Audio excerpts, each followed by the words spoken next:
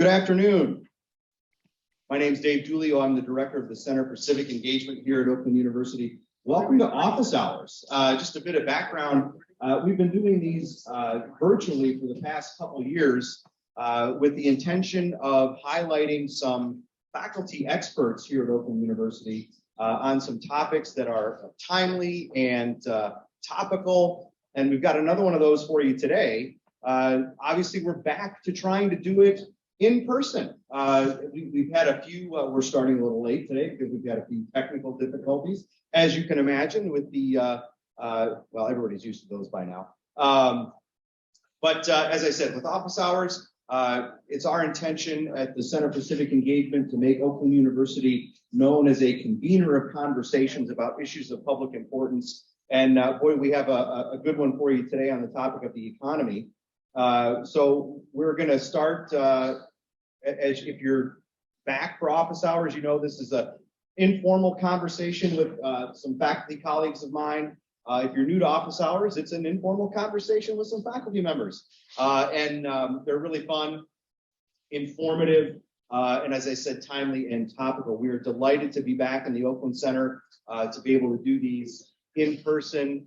We hope to continue to grow this effort and see the OC again packed, although it's pretty packed right now during GrizFest here. Thanks to those that are joining online via Zoom.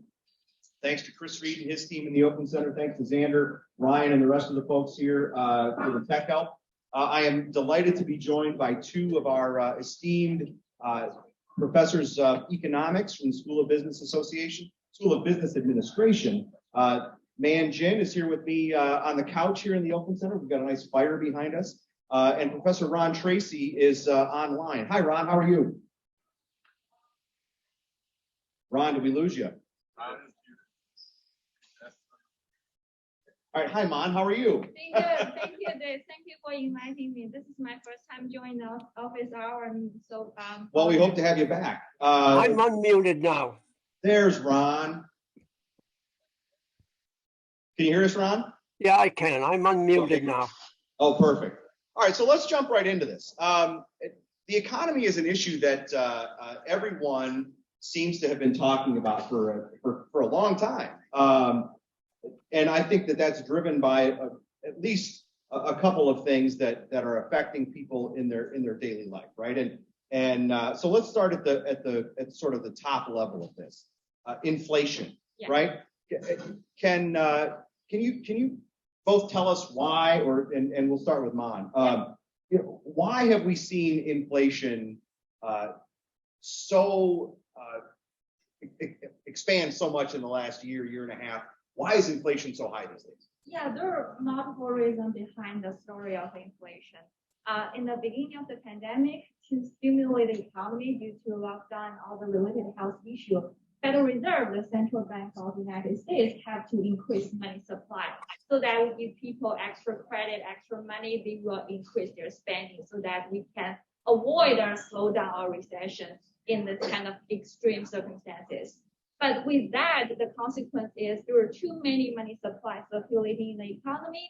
Then people buy with our demand for goods and services being so high, it drives up the price, goes to such a high level. We're seeing historical high inflation right now. It goes down a little bit from the previous statistic. It was 9.1 in June, and in July it goes down to 8.5. So that's due to the Fed's aggressive tightening monetary policy. But address to your question, that Fed's policy is one reason response to the high inflation. So, and before we bring Ron in here, just a quick follow-up on that. Yeah. So one of the things that I've been reading over the last many months is that part of the reason for the increased inflation, and also right, that I think it's important to put it in proper perspective for folks, right? Yeah. That 9.1% that it was last month or 2 months ago, and the 8.5 that it was last month. Yeah. What does that mean? And also some of the things I've read is that the COVID policies that were implemented with pushing money into the economy when things were shut down had a pretty large impact on that as well. Is that accurate in your mind? In my mind, that's accurate. So first of all, what is 9.1? What is 8.5? That reading. So this is annual increase in the overall price level according to CPI. CPI is just one measure of And that's inflation. the consumer price index. That's the consumer price index. That's the most popular one. And according to that, the overall price level, including like everything we consumed as a typical consumer, food, transportation, housing, education, healthcare, overall it goes up by 9.1% from previous year as of June 2022. So that means we're paying more, right? Not 9.1% more compared with previous year. And if there is no wage increase, there is no investment, satisfactory investment from your return, then we're losing money by just holding cash. So that's why that's a big impact for our life as a typical consumer. And according to your response to your second question, the initial policy from the Department of Treasury, from the government, yes, it's also responsible to the high inflation because we have stimulus check. We have all this kind of COVID relief program that give small business credit. And those money jump into the market in a large volume, also responsible to the high inflation that we're having. In addition to that, energy price is also one reason that oil price goes so high. So that's. Ron, you want to jump in there? Yeah. First of all, it's important to remember that inflation is a monetary phenomenon. So has COVID had an impact? Yes. When the federal government increased COVID spending, if the Federal Reserve had not been increasing the money supply, it would have raised prices, but it wouldn't have been inflationary. Remember, inflation is a monetary phenomenon. The Fed's increasing of the monetary of the money supply due to COVID always has a delayed effect, and we are seeing that effect now. Certainly, the COVID expenditures, because of this increase in the money supply, has added to inflation. I think more important than the total CPI, which is 8.5%, is the core CPI, and that is at 5.9%. And to me, that is much more relevant and concerning than the overall, which includes food and energy at the same time. And if that doesn't start coming down, it's going to be very hard for the Fed to. So let's start with the Federal Reserve, right? What does the Fed do? Federal Reserve is the Central Bank of the United States. It has the Board of Governors, which is like the headquarters. And there is also a FOMC, the Federal Open Market Committee, which is the committee that designs the monetary policy, whether to increase money supply or decrease money And supply. what is the money supply? What is that? Money supply is the total amount of money, cash, the credit circulating inside of the economy. So Fed can print money and then inject into the economy through open market operation. It's not like just spreading money from a helicopter, right? Not that. So That would be nice, wouldn't it, if they just drop money on us? yeah, that would be nice. The actual action that you're doing is through treasury bond, purchase or sell treasury bond, so that they can increase and decrease money supply. And it's important to remember that it is not just currency, it is also checking accounts and savings accounts that's considered money, because you can go to the store and you can go and draw from your debit account and everything else. And that adds to the money supply. So let's switch gears just a little bit and talk about another element of what the Fed does, right? Interest rates. Yes. How does the Fed set interest rates? And if there's some small group, relatively small group of people in Washington, D.C. that are meeting at the Federal Reserve that are setting interest rates, either raising them or lowering them. I read the other day that yesterday the Fed chairman, Mr. Powell, seems to be signaling another rate increase of 0.75 of a point. What is that going to mean for the economy? What is that going to mean for inflation? How does that impact folks on a personal level? Can I start this answer? Absolutely. First of all, the Federal Reserve does not change interest rates as you and I know them. The Federal Reserve deals with what's called the Fed funds rate. How they go, and that's what they're going to be raising by 0.75% is their target and say, this is what we want banks to do. Banks can ignore it, but the way they make it happen then is through changes in the money supply that we have been talking about. So if they want to raise interest rates, they slow the growth of the money supply. That causes interest rates to rise. The Fed does not set normal interest rates. They are market determined. But we do see interest rates rise and fall with Fed activity, correct? Because of the changes in the money supply. And those market forces. So it does sort of flow down to the consumer through other interest rates. Yeah, it's just like a regular demand and supply momentum, right? If you increase the demand, price will go down. So interest rate can consider as the price of money. It's the opportunity cost of holding money. It's just the price of money. So if Fed increase money supply, and then it will decrease the interest rate and reduce money supply or reduce the growth of money supply, it will increase interest rate. So when interest rate goes up, that will impact not just consumer but also business. For consumer, right now interest rate is good. Using Series I bond as an example, that's kind of the Department of Treasury issued inflation-based bond. The current interest rate is 9.62. So that's pretty satisfactory considering the current stock market is so volatile. So as a typical consumer, I have additional cash. I would put my money into some kind of investment like a fund instead of buy refrigerator, buy new iPhone. Right? So when we have higher interest rate, people save and spend less. That will cool the economy down.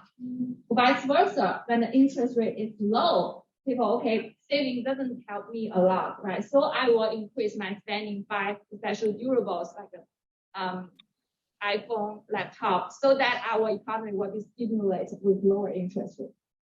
And that extends to larger purchases too, like homes and cars, correct? Exactly. It works the same way as business investment. Interest rate is low, then the borrowing cost is low. I will borrow more, I will invest, I will hire more people. Interest rate is high, my borrowing cost to invest is high. So I will do the opposite, reduce employment, reduce investment. And David, those goods you mentioned of cars and homes are durable goods. And those are the first goods that people avoid buying if they think a recession is coming. And we have seen some decreases in that over the last couple months, indicating that consumers are concerned about a possible recession. And I'm glad you brought up the R word, Ron. But that's, we see that with the housing market, right? Where fewer people are purchasing homes, I imagine in large part because interest rates have gone up for mortgages, correct? And people just don't want to pay that much for to purchase a home, right? Yeah, housing market is having a difficult time right now. We have the largest 6 months decline in home sale. And the number is like a 20% less than what we have a year ago. Interest rate that Fed is trying to target. Some data show that right now 30-year fixed mortgage interest rate is as high as 5.5%, which is 2% higher than a couple of months ago. Right? So that's additional cost for home buyers. And then housing, the entire real estate is cooling down. That's also some signals that people are worried about uncertainty of the future and worried about the recession. So, and I would be remiss if I didn't remind our attendees online and those of you that are here. If you'd like to ask a question yourself, we can take them from the audience. If you're online, please feel free to put them in the chat. Ryan, I will get to you momentarily. I do want to talk about the R word, recession. And, you know, as a political scientist, the economy and politics are linked quite strongly. And I think we saw that in the last month or so when the last round of GDP numbers came out, which showed 2 consecutive quarters of negative economic growth. Some folks started to scream, "Oh my gosh, we're in a recession. What are we going to do? We're in a recession. Oh my gosh." And then others, chiefly the Biden administration and the White House, said, "Oh, no, we're not in a recession." So my question to both of you is, are we in a recession or not? Ron, do you want to take that one? Sure. The problem with the 2 consecutive quarters of declining real GDP is that it overpredicts possible recessions. Therefore, we don't use that solely. Have we ever had a recession that didn't occur? No, it's true. But just because it happens doesn't mean it's going to have a recession. There are other things we have to look at. And that is why there's we may be in one now, but it may be a little later. I honestly, this is my opinion, believe we'll be in one by the end of the year. Others think it's going to take longer than that. But I think we're headed to one because only way we can really dampen inflationary expectations is through a recession.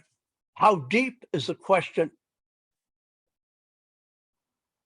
Man, you have anything to add to that? Yeah, I agree with Ron. In my point of view, we are not in a recession yet. So the data shows that, yes, last quarter, the decline in real GDP, the real term, get rid of the inflation impact, is negative 1.9, and last quarter is 0.9%.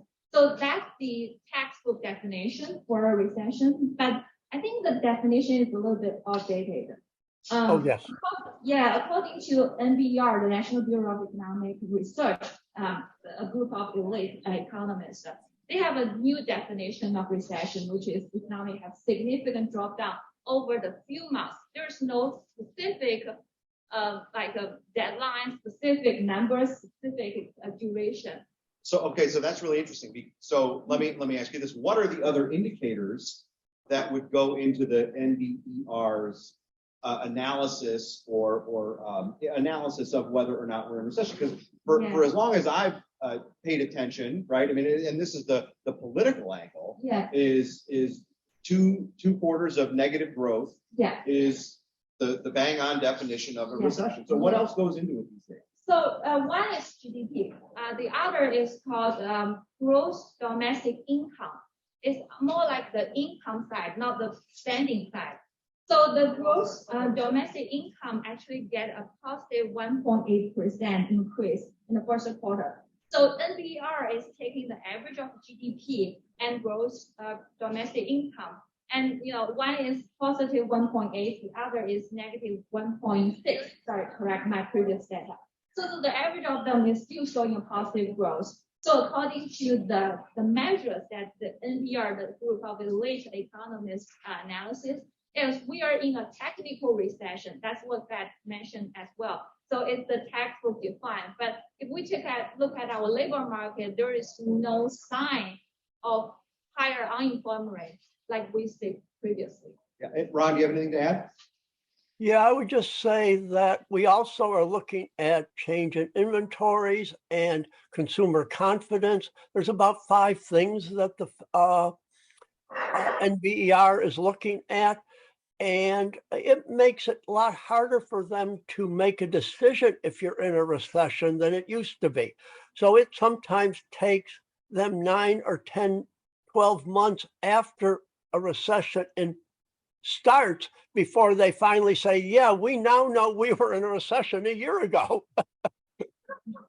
So the takeaway for me then is that this is a much more complex and really subtle distinction than maybe some would have us believe. And although from a political standpoint, it's interesting to watch the White House try to make that case when for years and years it's been those 2 quarters, and they try to come in and say, well, wait a minute, there's the NBER and they're going to decide in December if we're in a recession now, it's this complex answer to a simple question, which makes it difficult for the politicians and elected officials. And the Democrats obviously do not want a recession going into the election, and the Republicans want one badly until they win.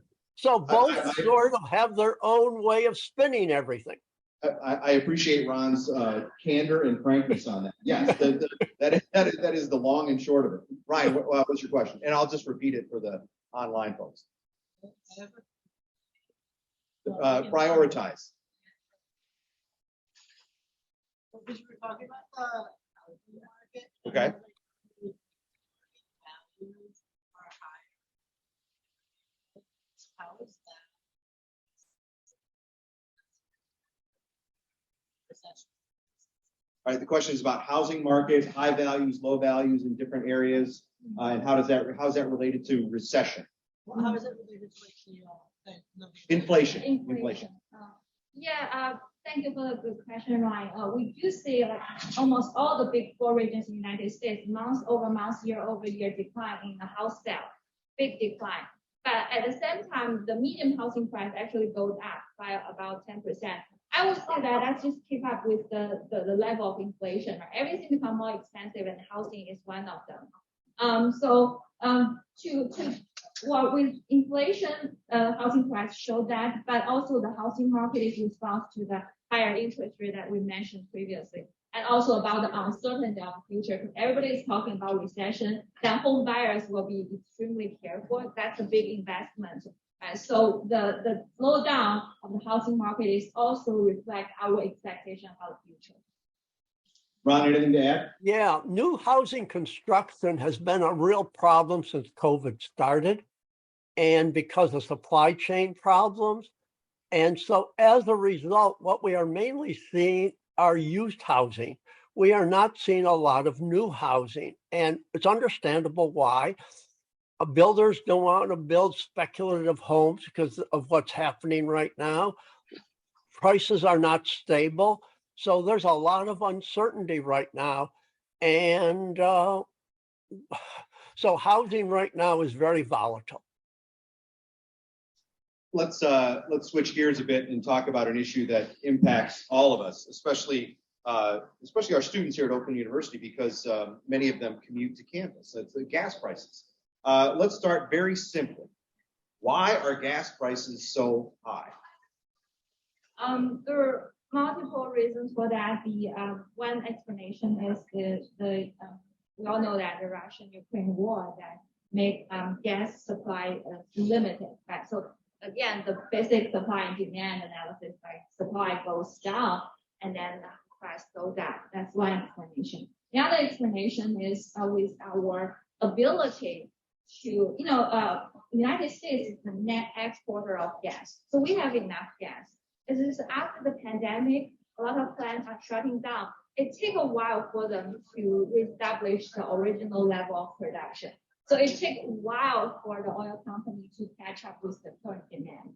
So that's also one explanation of a high gas price. Ron?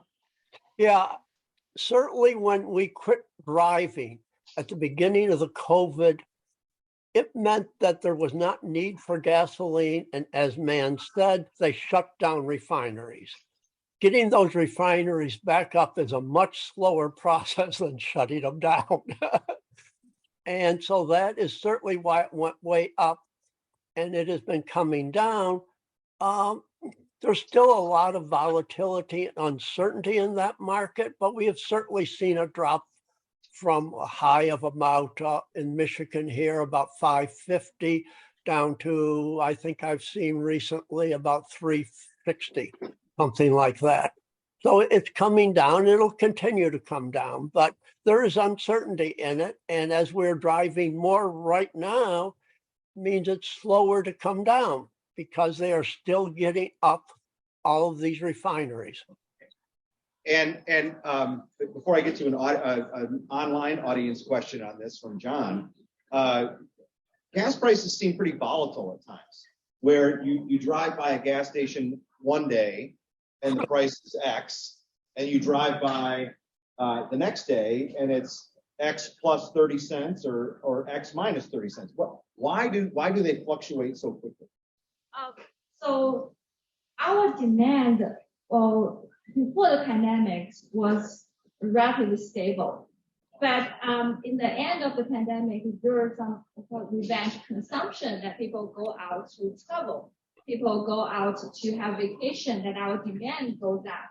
So the gas price is first of all, because of the mechanism that is rising, so it's quite volatile day by day. It's driven by the demand and driven by the supply.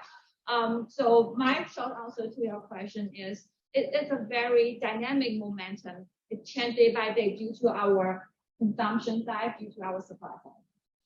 Yeah, I agree completely. The supply side is volatile and the demand side is. So right now, there is a lot of volatility in gas prices. There's also volatility in produce prices and food prices right now for somewhat the same reason. And that gets to John's question online, which is, don't high gas and oil prices increase costs for everything else? And why? If so, why? They do because of transportation costs, but that is a small portion of the cost of a good. So does it impact it? Absolutely it does. But that is only a small portion of the cost of a good. For manufacturer, for example, they use gas as one of their material to produce. So when the gas price goes up, their input price goes up. So they have to charge more to balance to break up. And I'm going to throw an at you that pops to mind as a follow-up. One of the things that I'm hearing you both say is that everything comes back to supply and demand. Yeah. As a very basic component of economics, right? That's just the long and the short of it, supply and demand, right? So one of the things we heard when gas prices were really starting to ramp up, when they really became noticeable, is that the federal government was going to release some oil from the Strategic Petroleum Reserve, and I think it was 1 million barrels a day, right? And if this is outside of your expertise, just tell me, but it just pops to my mind, right? What impact does that kind of injection of supply have on prices? Any idea? What was happening when they did that, and they're still doing it, it's still going on, is they had the real decline in supply, and yet there was now some demand for it, and that caused prices to rise. So they immediately started putting this 1 million barrels a day out there, and that started the beginning of reduced prices. So it has definitely had an impact on, by taking the supply and shifting it, we would say, to the right, thereby causing the prices to decline. But we still, as I recall, they are continuing that almost until the end of the year. That's my recollection. Okay. Any other audience questions, either here in the Oakland Center or online? That's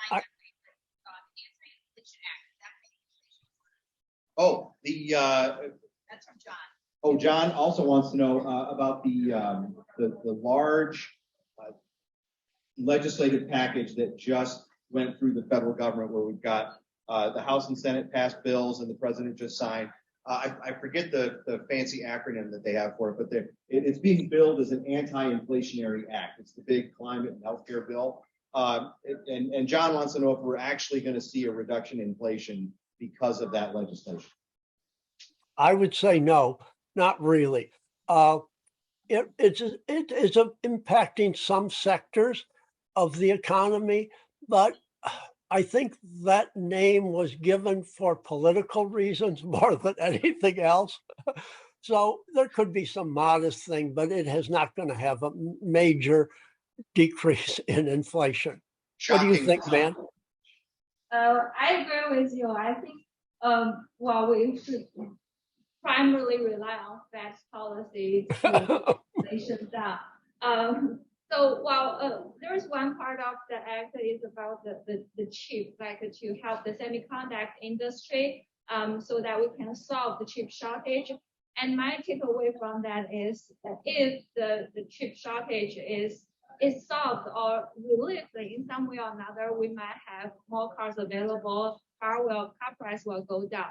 But that's just one portion of the CPI, one portion. So that I'm glad you brought that up because I think I forgot about that for months, right? That we see all these cars just sitting in lots, right, waiting for chips to be imported, and that has obviously caused prices of automobiles to rise. Is that still happening? Are we still seeing a really tight supply of automobiles? Yes, exactly. So Federal Reserve just released their beige book a couple of days earlier this week. So from all the 12 regional districts of Federal Reserve, they do see that, especially in the Detroit area, we do see that auto industry is not doing well. And the chip shortage is still there. And we are waiting for cars, waiting for chips. So you said too that if the chip shortage is relieved, we should see prices go down. We should at first probably the price will be stable as long as there is some kind of balance, or like there is enough of some level of kind of supply. We should see the price goes down. Yeah, because No, you could finish, man. I'm sorry. Yeah, so because we're talking about price goes down, so it's one equilibrium to another equilibrium. It won't just like a complete overnight. It take a while. So and that's something we heard when inflation was really at top of mind, and maybe at its peak levels, right? We kept hearing companies say we're increasing prices because of inflation. We're increasing prices because of supply chain issue, whatever reason was given. And I guess this is a two-part question. One, do we really see prices go down after an era of inflation where people may get used to paying more for certain things, or can to keep prices high? I think part of this is that when prices go up for inputs and then they slow growth, those higher prices are still there.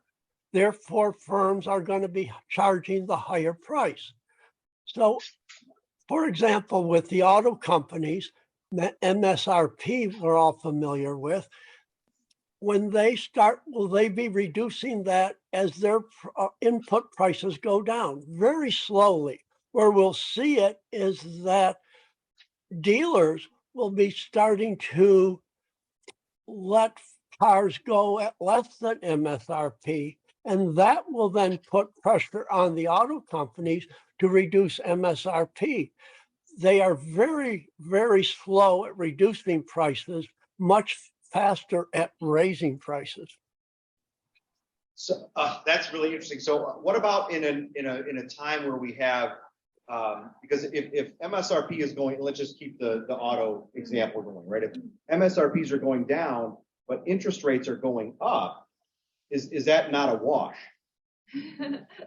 Yeah, that's a good question. So in my point of view, higher interest rate is a bad signal, right, for people to finance or lease. But there could be some promotion from the financial sector, financial industry, to give you like some bonus to compensate the loss of higher interest rates. Ron? Yeah, it's I don't really have anything to add with what Man just said, because she's absolutely right. So, and this leads to another question from our online audience. Kevin from Cincinnati wants to know, how does the Fed decide to discontinue adjusting rates? When they start seeing inflation drop. Yeah. Right now, it's that core inflation, not including energy and food. The core inflation, if they start seeing that drop, they will start slowing their change in the money supply and therefore affecting interest rates. But they really have to break those expectations. If you ask people right now what they think inflation is, most people would probably, it's my hunch, say 6%, 5%. If they think that, that's hard to change. It is really hard to change. The only way we know to change it is a recession, unfortunately. So the Fed's target inflation rate is 2%. They still insist on the 2% inflation rate. So to answer the question a different way, I think the Fed will stop the aggressive tightening monetary policy when they reach the target, which is 2%. So is that it? So and that's because no inflation is also bad, right? Because that signals other things, correct? Signal recession, signal very bad demand. So Ron said that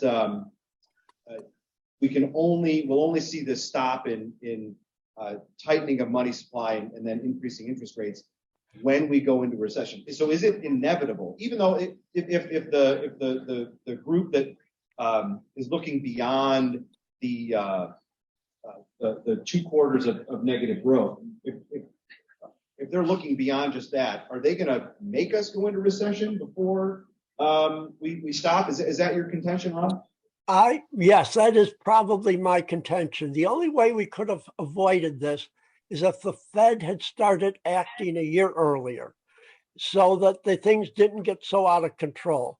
Now that we have a core inflation of 6%, I don't see any way of bringing that back down, even if it's to 4% or 3%, without at least a modest recession. Do I want a deep recession? No. How deep it is going to be a function of what the Fed has to do. I am hoping for a very mild recession, but only time will tell. Questions from the audience? Yeah, so by a lot of metrics, things are still positive, so that's why there's kind of hesitancy to declare a recession. I was wondering if you could provide some color regarding how the Fed's activity affects the corporate bond market. Being that the Fed was near zero interest rate for some time now, we've had record issuance of corporate bonds. So if the Fed's increasing their rates, presumably the corporate bond rates would have to go up, therefore the prices have to go down. Is that kind of what's causing the negative sentiment forecasting for future recession? And does it potentially put us at risk for another liquidity crisis? So the question is basically above my head, and it's about corporate bond rates. So I will just let Nan answer that one, and Ron jump in if he wants to. Yeah, so as investor, we're doing trade-off, right? Or we can do a package, but you have to allocate your asset between risk-free investment or risky investment. Corporate bond is risky investment, depending on what kind of corporate bond you're investing. Risk-free is such as putting your money into a bank, saving, or Series I bond, expiry bond. So as the Fed increase interest rate, then we see a lot of risk-free interest rate have been goes up, and then with this kind of uncertainty and our expectation of the future, we see a lot of investors are switching to risk-free investment.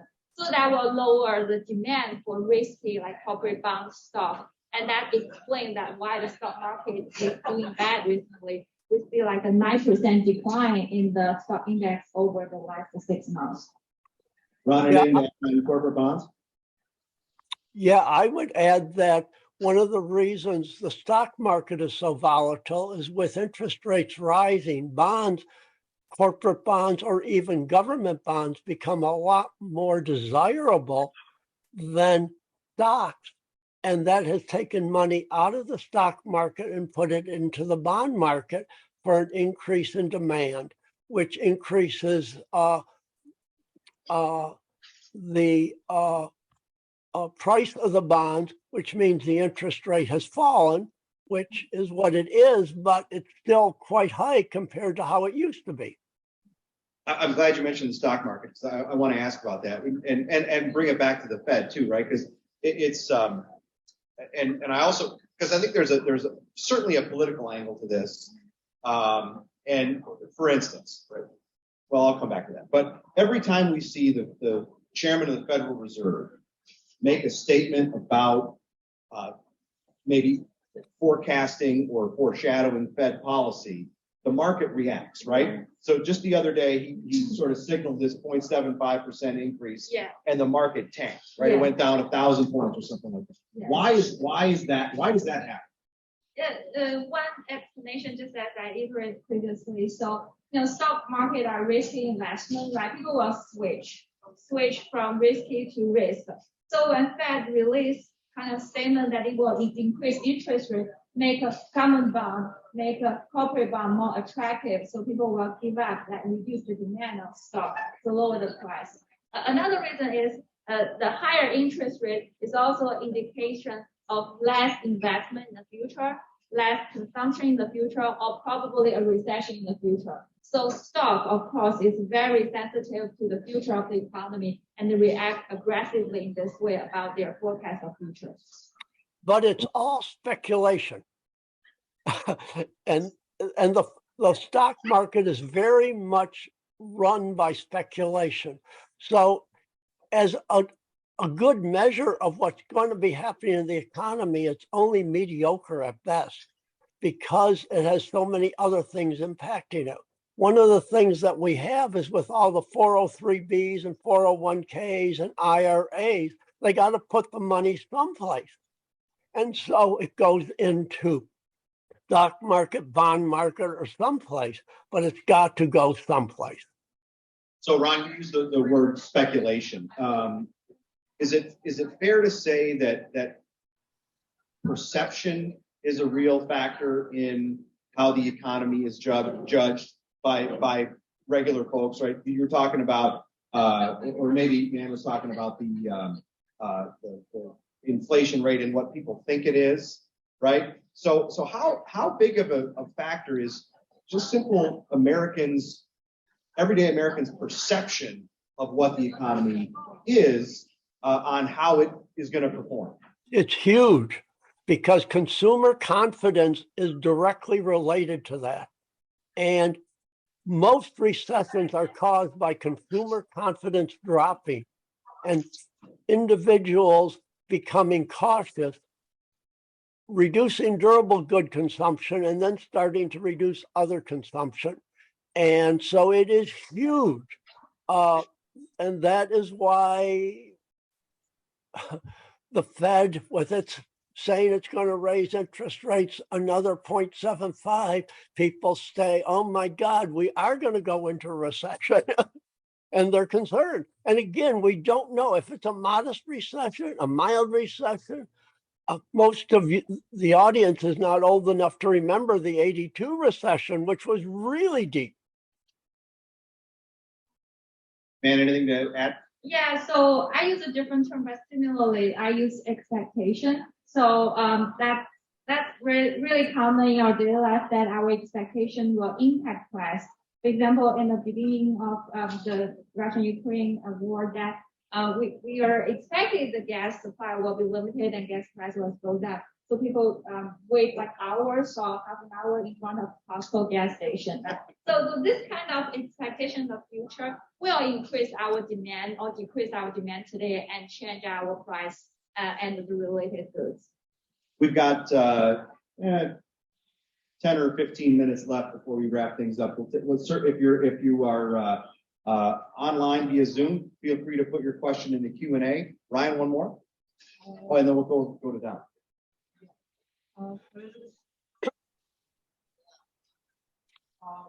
It's about like minimum wage, and because I know it's like a lot.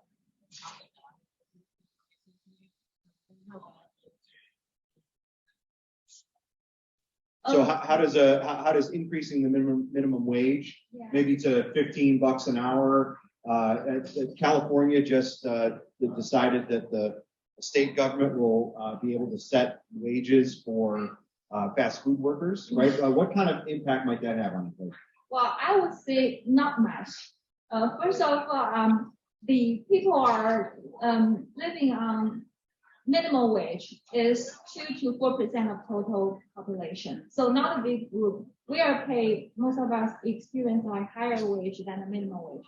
I have some recent data so that currently the hour salary for non-farm US worker is $36. So that's way above the minimum wage, especially the federal level minimum wage. So the policy for me is more like politically related. It doesn't have a huge impact on our daily life because we are way above the minimum wage. Interesting. I would add that. Sorry, go ahead. I would add that it's regional. Urban areas right now, what they're paying as a minimum is generally greater than $15 an hour in urban areas. So most urban areas in this economy are not going to be impacted unless we go into a recession. Then that'll start having an impact. And some of those people may lose their job because of if we raise it to $15 an hour. It's also in rural areas, the $15 an hour is going to be viewed a lot differently because they have their low wage earners are earning less than 15 and therefore they may not employ as many. But most of our working population is in urban areas. So as a result, I agree with Mann, the overall impact is probably pretty small. Don, faculty colleague from the Department of History, Mr. Don. Professor Don Matthews. When the Treasury Department issues bonds to cover federal deficit spending, does that have any effect, direct or indirect, on the money supply, or is that entirely in the hands of the Fed? So the question is about Treasury bonds and being used to cover And their effect on the money supply. to cover our deficit, Yes. and what effect, if any, does that have on the money supply? You want to start? Sure.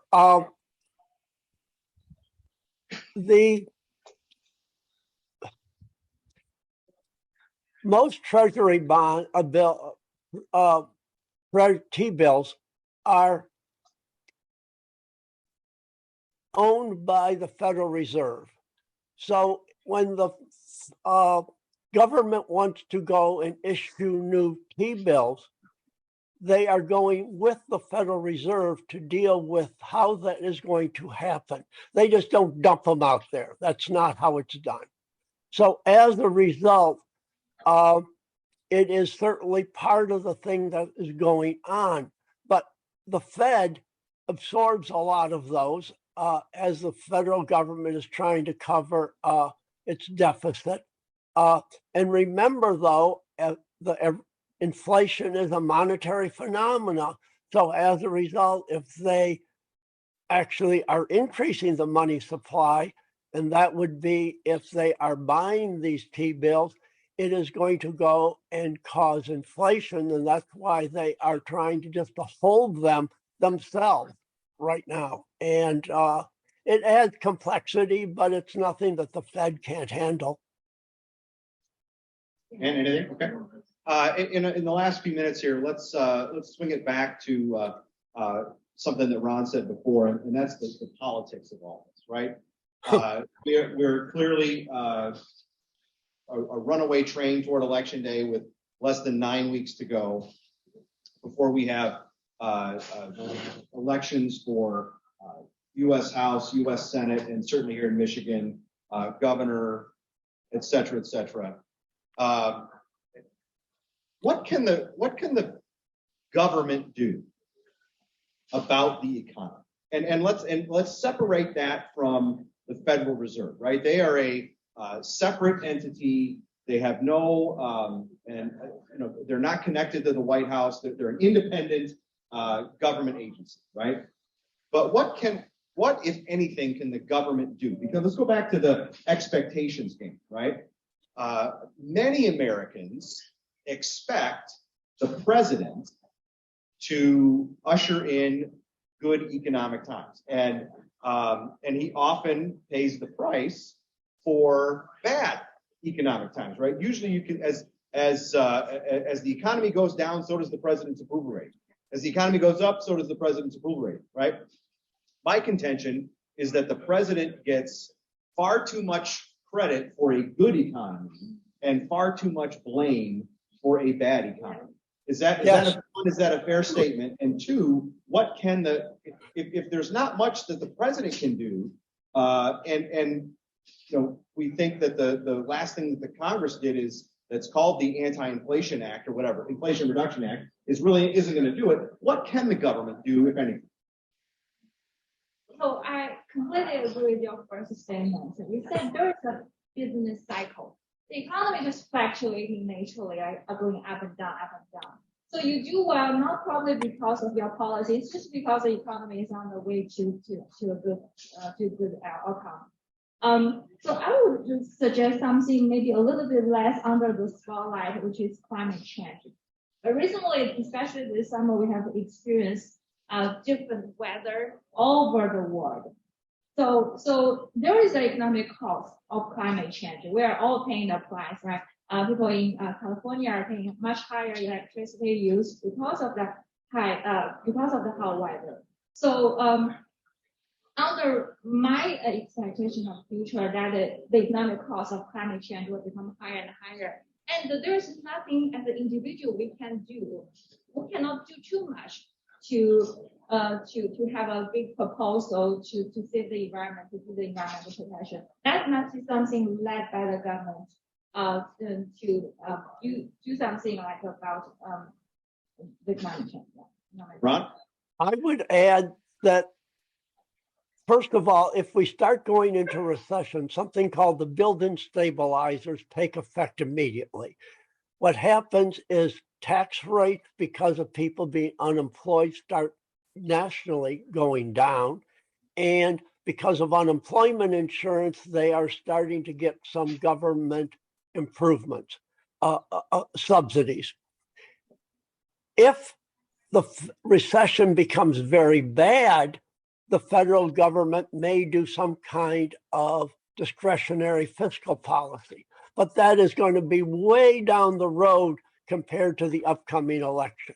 Between now and the election, the federal government has minimal impact of what it's going to do, because the built-in stabilizers have to wait until we start seeing unemployment going up before we start seeing these things. And unemployment lags the economy, always does. So as we have our last couple minutes here, I would just ask Nan and Ron to tell our audience what should they be keeping an eye on in the next, well, for me, it's as a political scientist again, right? It's until election day, right? So that's one marker, right? What should people be keeping an eye on before election day as it's related to the economy? And then how about until the end of the year, right? In terms of the general health of the economy here in Michigan or in the U.S. generally. We'll start with Nan. So based on our conversation today, next week we will have the new data about last month's CPI index. So in addition to CPI index, also there is an index called PCE, Personal Expenditure Consumption. That's actually a better measure for our overall price level in the point of view of Fed. Fed prefer PCE more than CPI, but CPI is more popular, so Fed gives CPI. So that data can also show us how good the currently monetary policy is working. We can also wait till the later of September. That's the next Fed's committee meeting. We'll know that whether 75 basis point is the policy or not. And we can see that how the stock market and the other markets react to the Fed's next round.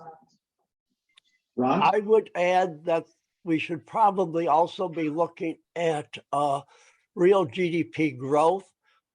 Third quarter ends in the end of September and will be coming out probably fairly early or mid-October. It'll be before the election, and to see if that is negative again, which would certainly suggest the chances of a recession have increased substantially. And you can also look to see if unemployment rate is slowly starting to increase. We saw an increase just recently, but as I said, it lags the economy by a good 6 months. So I would say to pay attention to inflation, like Mann said, and what's going to be happening with real GDP growth. Terrific. Thank you both for being part of office hours. Of course, we'll have you. We'll have to do it again.